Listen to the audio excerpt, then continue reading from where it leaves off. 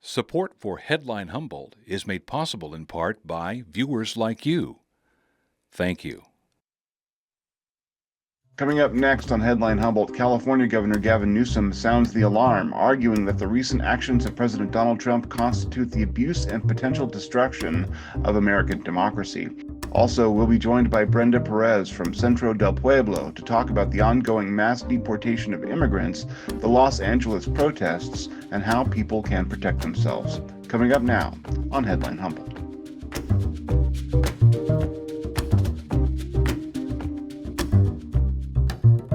From the top of Humboldt Hill, this is Headline Humboldt. I'm James Falk. Thanks for joining us.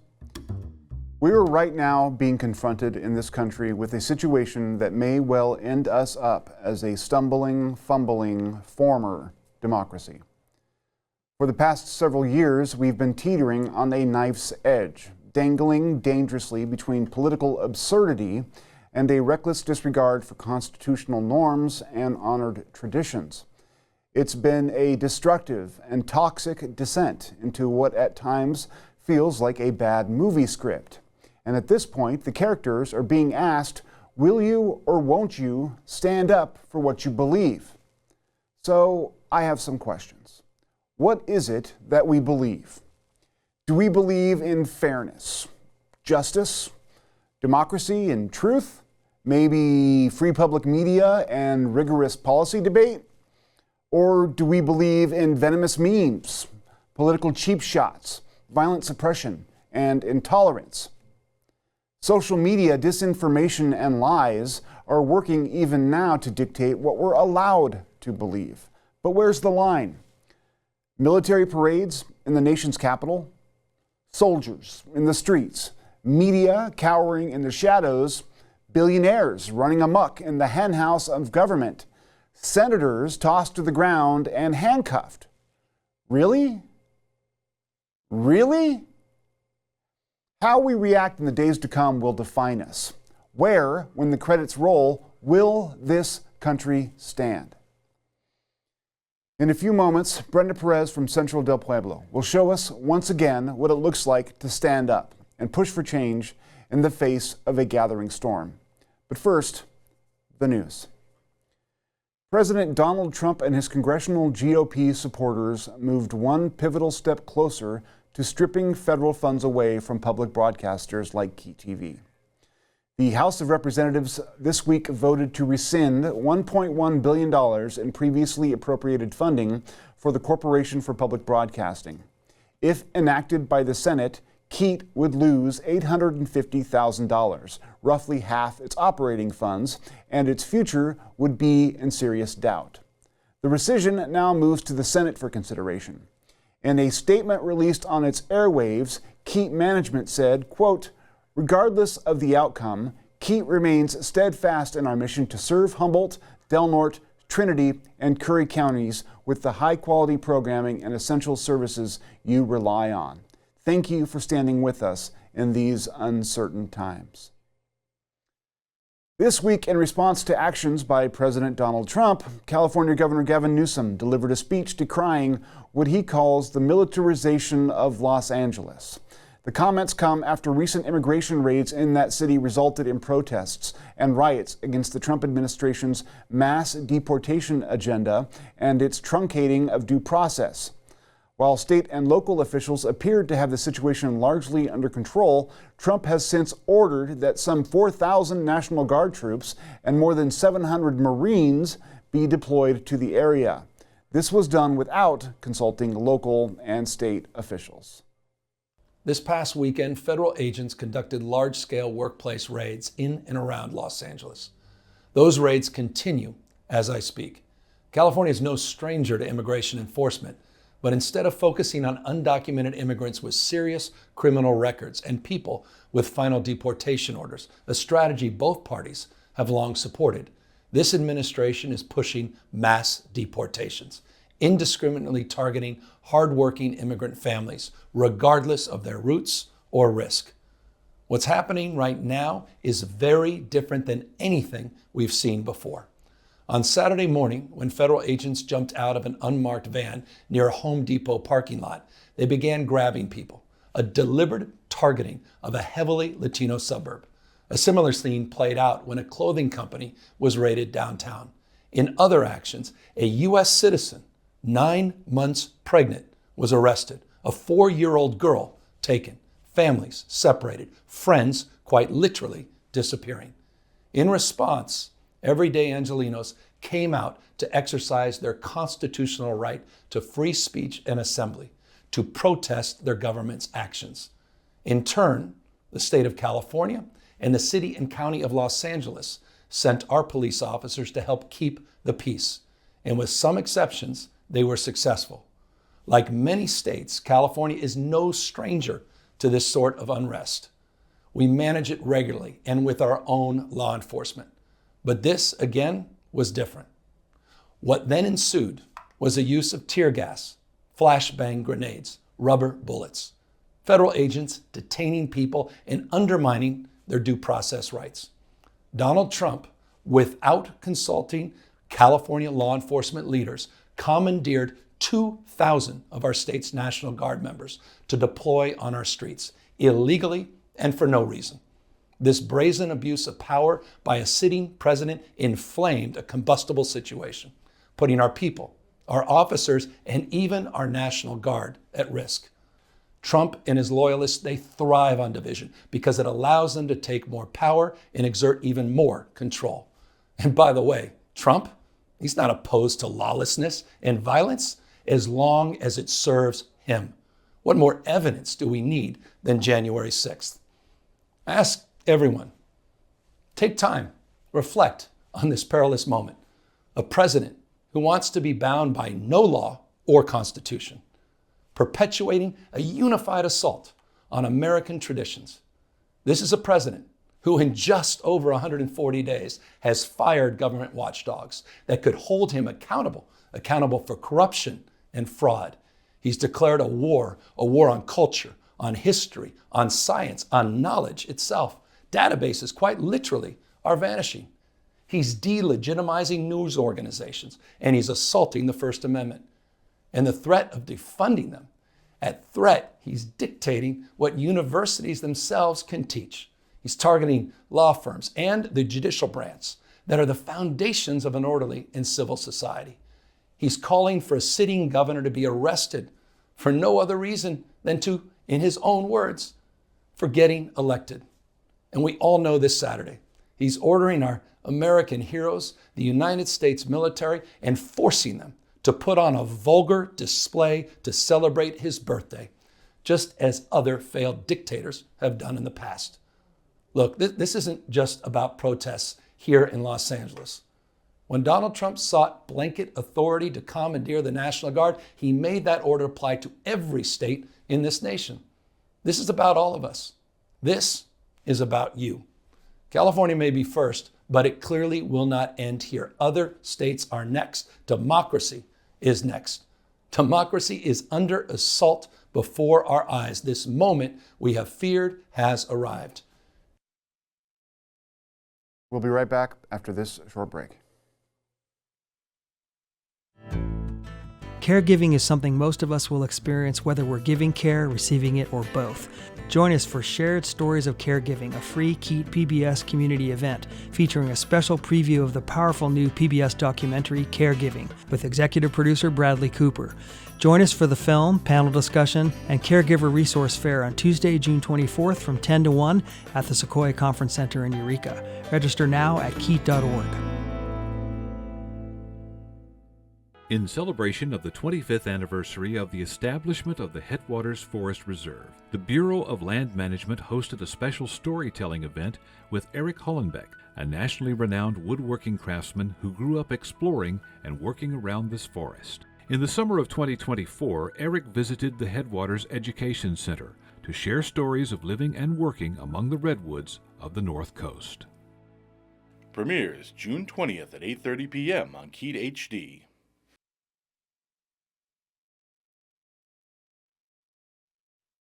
Joining us now in studio is Brenda Perez from Centro del Pueblo. Thanks for joining us. Thank you for having me, James. I was struck when the recent events started occurring down in Los Angeles with who I could talk to that would have valuable perspective on what's going on down there and what it means and how this country is kind of struggling with its identity right now and how it's going to treat fellow human beings and immigrants. And your name immediately came to mind, so I appreciate you answering the call and coming on the show, and for all the work you do. Appreciate that, and your kindness in these moments means a lot for our community as well. So first off, let's just start with, obviously we just heard Gavin Newsom talk about what was going on in Los Angeles, and it sounds like, immigration enforcement just rolled up to a neighborhood that was heavily Latino, started arresting people, which seems to be an approach they're taking more and more. And that escalated into some violence and some, civil disobedience because people were protesting that treatment. What are your thoughts as, a community organizer and someone who's been following this issue closely and advocating on it when you see this kind of thing unfold? I mean, is this sort of a sign that we're headed in the wrong direction? What can we do to fix it? What do you think seeing all that? My first thought was to communicate with all the students of Cal Poly Humboldt that now are in Los Angeles. The biggest population of Latina students studying here in Humboldt are from Los Angeles. Oh, wow. So just to say that right now they are facing this violence and our hearts and minds are with them. Absolutely to the families that have migrated here in Humboldt, but that have family there, including myself. So we are strongly tied with every community in California. We have families everywhere. So my first thought was high concern, knowing that this was the beginning, this is the beginning, is being announced. Right when Trump saying that executive order back in January, we're gonna enforce immigration and we're gonna have massive deportation and we're gonna go after sanctuary cities, we knew this is gonna happen.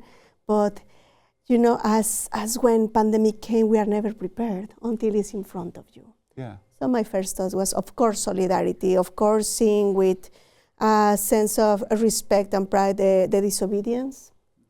When there is an absolutely breaking of the law from the agents in front of our communities and the racial profiling of these vulnerable people. So my thoughts right now are just seeing what is happening there and expecting what is going to happen here. Yeah. So you have no doubt that what you're seeing in terms of enforcement and everything else that's going on there will eventually spread to communities like ours.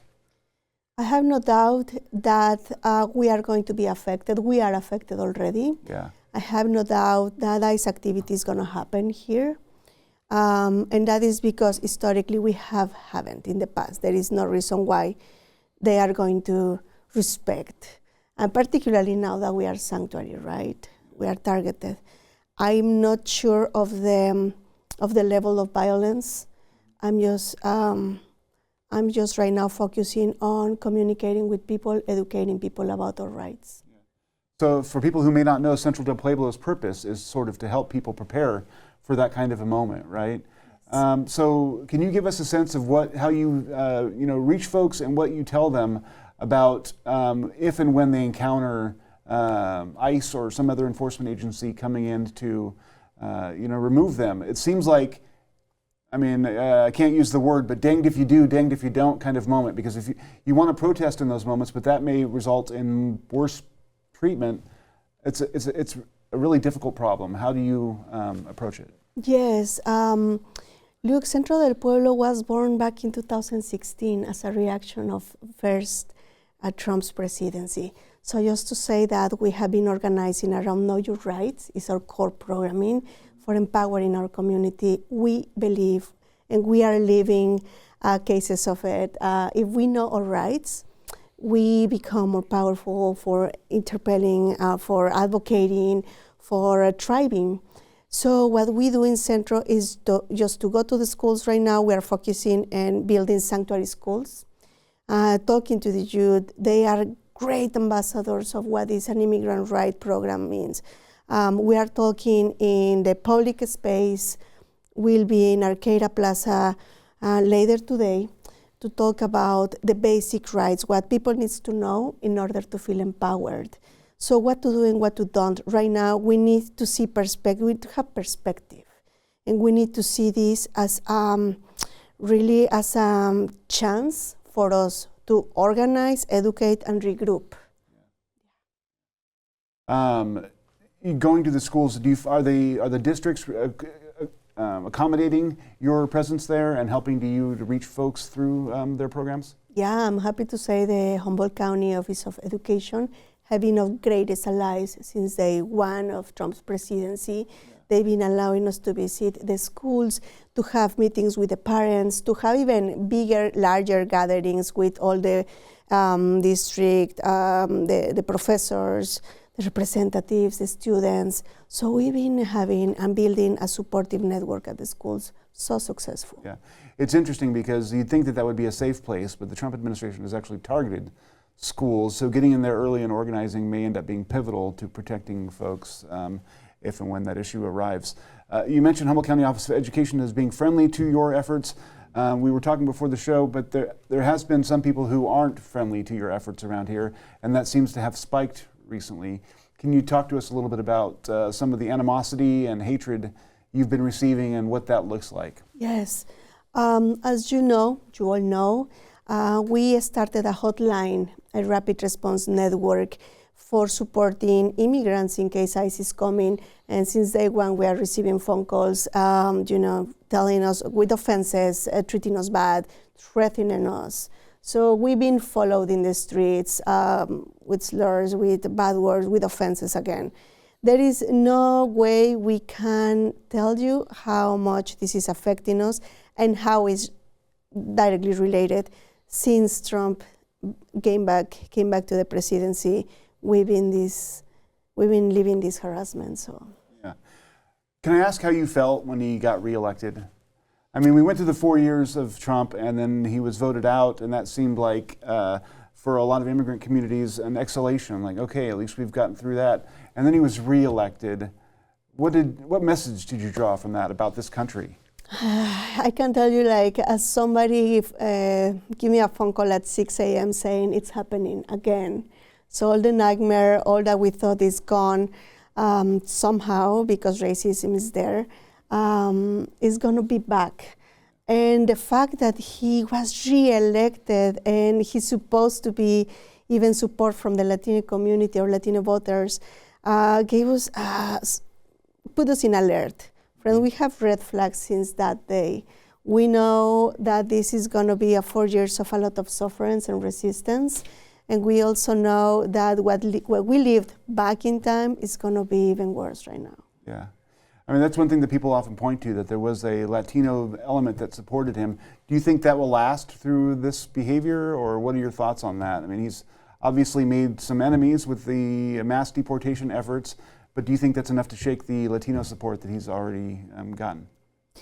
That, it's hard to tell, because for me, those the people that is supporting him is not only in ignorance, but is also having a strong willingness to see one part of the story and to keep supporting that.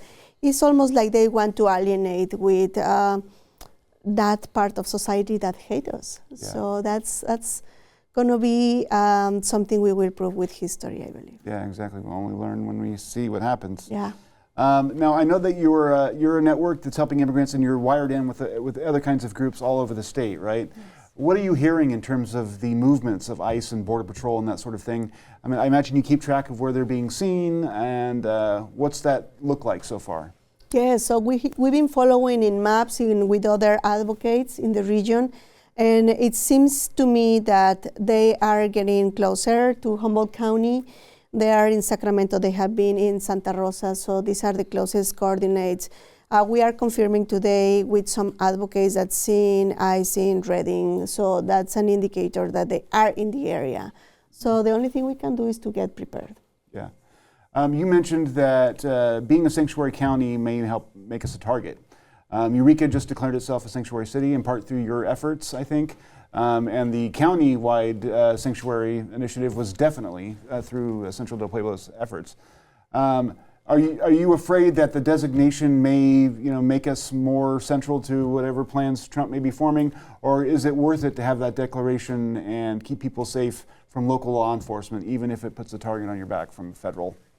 It's not only worth it, it's a way to really reaffirm our engagement with human rights. Yeah. I think if we are going to see this, as I say, in a larger perspective, sanctuaries, cities, counties, needs to keep steady, needs to keep strong and organized. I've been calling the representatives, the sheriff's office and sheriff council to state what type of protection they are going to provide, given that we are a sanctuary.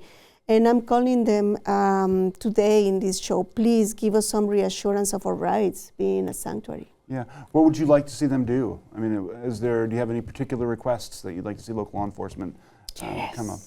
Yes, I'm missing from them an open letter to our community. I'm missing from them clear direction on what to do when we face other crises, and this is not different. They are already saying, we are going to prepare a plan, we are going to talk to you, but right now they are in silence, and that is not good news for us. Especially given what's unfolding all around us in this moment. It's obviously something's going to be coming in its time. Can I ask a little bit, just some personal history questions? I'd like to, for the folks at home, to know that what your own journey has been like to Humboldt County. Yeah, thank you, James. I'm going to say that I'm proudly the first brown women, the first women in my family to graduate from the National University in Mexico. I am a proud Puma, as we say in Mexico, to Mexico City. I migrate from a little town in Puebla to the capital city, and from that capital city to Humboldt State University back in time, now Cal Poly Humboldt. And I came here for making a research on the Mexican workers in the cannabis industry. Yeah, and that's, like we said, a fascinating topic. It's something that doesn't get near enough coverage. You have children of your own, I know. What are you telling them about this moment? I struggle with my kids about what to tell them about this country and how to feel about a government that's treating people the way it's treating them. I wonder if you struggle with that same messaging and what if you've settled on some kind of idea that you can keep them hopeful, but then also be realistic about the moment we're in. My baby is still too young to understand what is happening for sure. I'm sure she understands that I am under a lot of pressure and stress. Yeah. But what I can tell you is that my youth council that are like also part of my family, we have assemblies very often saying, okay, what are we gonna do in case our families get affected? These youth is from 14 to 22.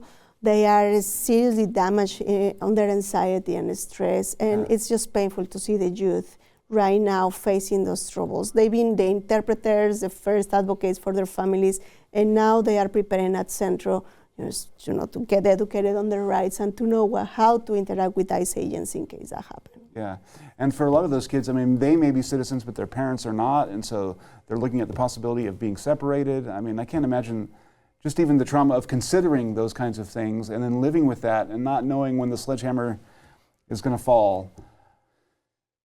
There are a lot of people who watch the show and who watch KEET who would like to offer some sort of support for the immigrant community.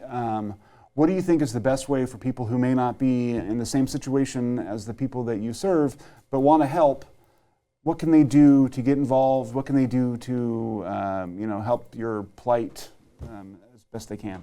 Thank you, James. I'm calling the community at large to get in contact with those, to participate in the hotline as observers, in case ICE is here, to participate with those questioning their presence here.